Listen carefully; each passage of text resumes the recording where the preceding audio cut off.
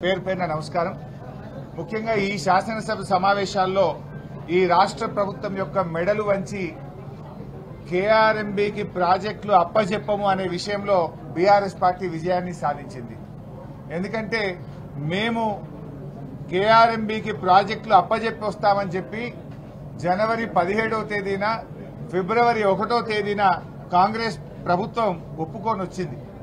ఎప్పుడైతే మా నాయకుడు కేసీఆర్ గారు దీని మీద పోరాటానికి రూపకల్పన చేశారో ఇటు శాసనసభలో అటు బయట బీఆర్ఎస్ పార్టీ ఒత్తిడికి తల ఒగ్గి ఈ శాసనసభలో మేము ప్రాజెక్టులు అప్పజెప్పబోమని యూటర్న్ తీసుకొని తీర్మానం చేయడం అనేటువంటిది ఇది బీఆర్ఎస్ పార్టీ విజయంగా మనం చెప్పుకోవాల్సిన అవసరం ఉంది.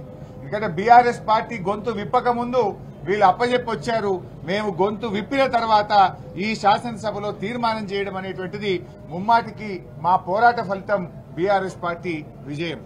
అయితే ఈ శాసనసభ సమావేశాల్లో మా సభ్యులు 6 వారు పెట్టినటువంటి దాన్ని గవర్నర్ ప్రసంగానికి మీద గాని మాట్లాడినప్పుడు చాలా స్పష్టంగా ఎత్తి చూపడం జరిగింది.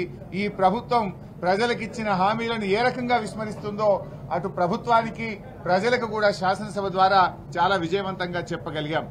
అయితే ముఖ్యంగా సభ జరిగినటువంటి తీరు చూస్తే ఈ సభలో ఎంతసేపు ప్రభుత్వం మరి ప్రతిపక్షం మీద దాడి చేయాలనేటువంటి ధోరణి తప్ప పాలన మీద దృష్టి తక్కువైపోయింది. మరి సభా సాంప్రదాయాలు కూడా తుంగలో దొక్కారు. మా గొంతు నొక్కే ప్రయత్నం చేసినారు.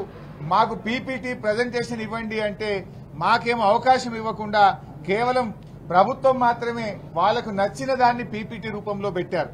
వాస్తవానికి చాలా విషయాలు పీపీటీలో తప్పుల తడక ఉందని చెప్పి 2 సందర్భాల్లో కూడా స్పష్టంగా ఆధారాలతో సహా నేను చూపిస్తే ప్రభుత్వం దానికి సమాధానం చెప్పలేక పారిపోయినటువంటి పరిస్థితి ఉంది. ఇవాళ కూడా నేను పీపీటీలో ఎన్ని తప్పులున్నాయో ఒక్కొక్క తప్పును ఎత్తి చూపితే సమాధానం కూడా ప్రభుత్వం నుంచి రానటువంటి పరిస్థితి కూడా మీరు చూశారు. అంటే సభలో మరి 2 అధికార పక్షానికి ప్రతిపక్షానికి సమన్యాయం చేయాల్సినటువంటి బాధ్యత ఉంటుంది. కానీ దురదృష్టం ఏంటంటే ప్రతిపక్షం గొంతు నొక్కుతూ ప్రతిపక్షానికి పీపీటీ ప్రజెంటేషన్ ఇవ్వకుండా ఏకపక్షంగా వ్యవహరించారు. ఇప్పుడు మేము కొద్దిసేపట్లో మీడియాకు ఫ్యాక్ట్ ప్రజెంటేషన్ కూడా వాస్తవాలను కూడా విడుదల చేయబోతా ఉన్నాం. మీడియా దయచేసి దాన్ని ప్రచారం చేసి ప్రజలకు చూపించాలని చెప్పి నేను మీడియాని కోరుతా ఉన్నాం. ఎందుకంటే శాసనసభలో మాకు అవకాశం ఇవ్వలేదు. వాళ్ళు ఏకపక్షంగా వాళ్ళు చెప్పే ప్రయత్నం చేసి మా మీద బురద జల్లే ప్రయత్నం చేసినారు కనుక వాస్తవాలతో కూడినటువంటి దాన్ని ఈ రోజు మీడియాకు విడుదల చేస్తా ఉన్నాం. ఎందుకంటే లాస్ట్ లో కూడా ఉత్తమ్ కుమార్ రెడ్డి గారు మాట్లాడుతూ ప్రాణహిత నుంచి మార్చడం తప్పు అని వారొక మాట మాట్లాడడం జరిగింది. దాని మీద క్లారిఫికేషన్ కో ప్రొటెస్ట్ కు అవకాశం ఇవ్వమంటే ఈ రోజు అవకాశం ఇవ్వలేదు. ప్రొటెస్ట్ అనేది ఒక పార్టీ యొక్క విపక్షం యొక్క ప్రతిపక్షం యొక్క రైట్. శాసనసభలో ఎప్పుడు కూడా ప్రొటెస్ట్ ఇవ్వకుండా ఉండే సందర్భమే లేదు. ప్రొటెస్ట్ అడిగితే కూడా ఇవ్వకుండా హౌజ్ను బుల్డోజ్ చేసి వాయిదా వేసి ఈ ప్రభుత్వం పారిపోయినటువంటి పరిస్థితి ఉంది. ప్రొటెస్ట్ ఎందుకు అడిగినాం? మేము మీరు చెప్పింది తప్పు అని చెప్పడం కోసం ప్రొటెస్ట్ అడిగాం. కానీ ప్రొటెస్ట్ కూడా మాకు అవకాశం ఇవ్వలేదు. అందువల్ల అది ఏ రకంగా తప్పు, ఇలా ఉత్తమ్ కుమార్ రెడ్డి గారి ఇచ్చిన స్టేట్మెంట్ ఏ రకంగా తప్పు అనే ఫ్యాక్ట్స్ ను ఒక వీడియో ప్రజెంటేషన్ రూపంలో మేము మీడియాకు విడుదల చేస్తున్నాం. కొద్ది నిమిషాల్లో మీ మీడియా గ్రూప్ లో దాన్ని పోస్ట్ చేయడం జరుగుతుంది. ఇకపోతే కాగు మీద కూడా ఉత్తమ్ కుమార్ రెడ్డి గారు మాట్లాడుతూ కాగు పనికిరాదని మేము అంటున్నాము అన్నాడు. మేమనలే, మీ కాంగ్రెస్ పార్టీయే అన్నది అనే విషయాన్ని మేము సభలో చెప్పాం. కాగు పైన మీ ప్రధానమంత్రి మన్మోహన్ సింగ్ గారు ఏమన్నారు? ఆయన ఎక్కడో అనలే, పార్లమెంట్ లోనే ప్రధానమంత్రి హోదాలో ఆ మన్మోహన్ సింగ్ గారు మాట్లాడుతూ కాగు నివేదిక తప్పుల తడక, అన్ని ఊహాగానాలు, తప్పుడు అంచనాలని మన్మోహన్ సింగ్ గారు చెప్పారు. బొగ్గు గనుల కేటాయింపులో అవినీతి జరిగిందని కాగు చెప్తే అసలు కాగు చెప్పిన విషయాలకు ప్రామాణికత లేదని మన్మోహన్ సింగ్ గారు అన్నారు. రాజశేఖర రెడ్డి గారు, కిరణ్ కుమార్ రెడ్డి గారు ఏమన్నారు అనేటువంటి విషయాన్ని నేను సభలో చెప్పినాం. అంటే మీ కాంగ్రెస్ ముఖ్యమంత్రులు ప్రధానమంత్రులే కాగును తప్పు పట్టినారు. కాగేమి బైబిల్ కాదు, భగవద్గీత కాదన్నారు. కాగు చెప్పే విషయాలకు ఎలాంటి ఇది లేదని చెప్పి మీరే స్పష్టంగా చెప్పారు.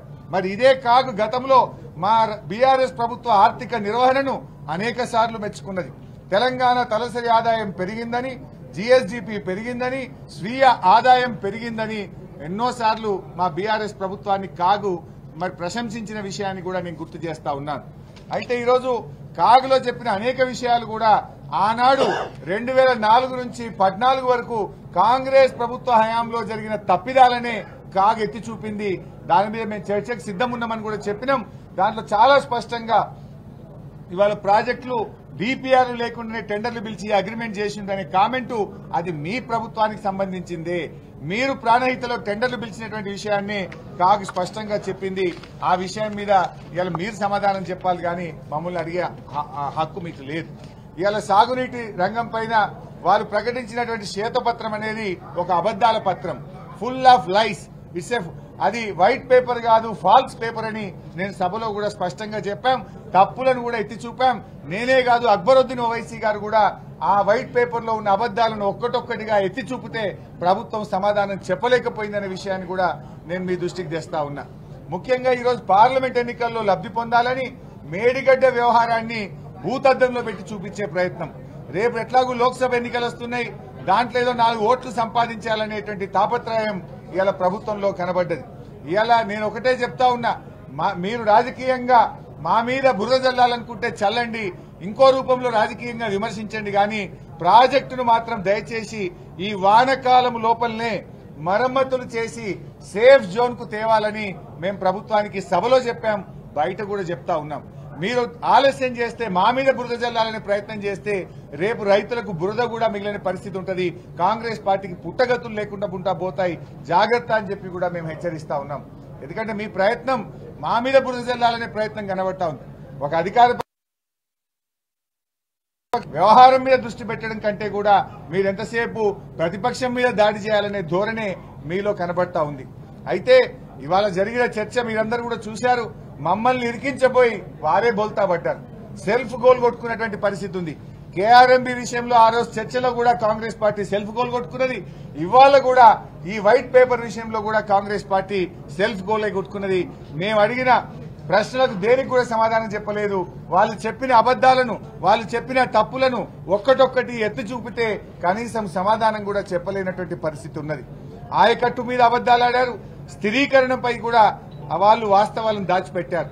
కాళేశ్వరం ప్రాజెక్టు ఆయకట్టు విషయంలో అబద్దాలు, కాళేశ్వరం ప్రాజెక్టు స్థిరీకరణ సాధించినాం. చెరువులకు గాని, ఎస్ఆర్ఎస్పీకి గాని, అదేవిధంగా చెక్ డ్యాంల కింద గాని, నిజాం సాగర్ లో గాని స్థిరీకరణ జరిగింది అని చెప్తే దాని మీద వాళ్ళు దాచిపెట్టే ప్రయత్నం చేసినారు. ఇలా ఎస్ఆర్ఎస్పీ స్టేజ్ 2కు నీళ్లు పోయింది నిజం కాదా? దాన్ని దాచిపెట్టి కాళేశ్వరం సాధించిన విజయాలను, కాళేశ్వరం కింద వచ్చిన ఆయకట్టును తక్కువ చేసి చూపేటువంటి ప్రయత్నం కూడా ప్రభుత్వం చేసింది. శ్రీరామ్ సాగర్ ప్రాజెక్టు కింద గతంలో నీళ్లివ్వని ప్రాంతాలకు కాళేశ్వరం ప్రాజెక్టు ద్వారా నీళ్లిచ్చిన సంగతిని వైట్ పేపర్ లో దాచిపెట్టి ప్రయత్నం చేసినారు. అదేవిధంగా మహారాష్ట్రతో ఒప్పందం విషయంలో మరి 7 ఏళ్లు వీళ్ళు అధికారంలో ఉండి, ఢిల్లీలో, మహారాష్ట్రలో, ఆంధ్రప్రదేశ్ లో కాంగ్రెస్ ప్రభుత్వమే ఉండి 8 ఏళ్లు వీళ్ళు అగ్రిమెంట్ చేయకుండా, ప్రాజెక్టు హెడ్ లో పనిచేయకుండా ఇవాళ అన్యాయం చేసింది మీరు, క్షమాపణ చెప్పాల్సింది మీరు. కానీ మా మీద ఏదో బురద జల్లే ప్రయత్నం చేసిండ్రు. కనీసం తట్టెడు మట్టి తీసిండ్రా? 8 ఏళ్లు ప్రాణహిత చేవెళ్ల ప్రాజెక్ట్ స్టార్ట్ చేస్తే తమ్మిడి హట్టి దగ్గర తట్టెడు మన్ను దవ్వంది మీరు.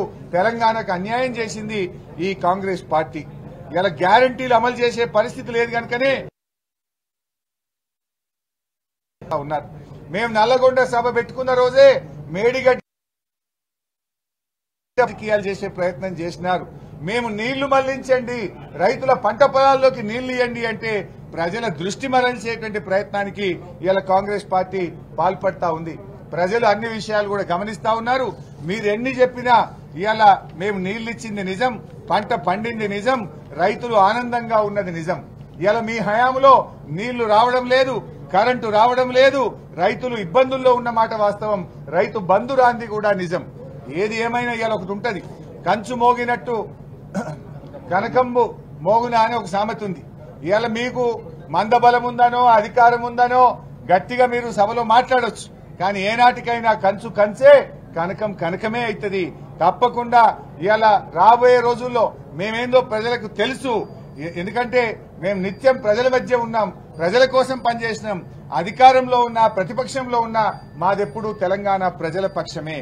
మీరు ఇలా మందబలంతో మమ్మల్ని తిట్టించే ప్రయత్నం చేసినారు.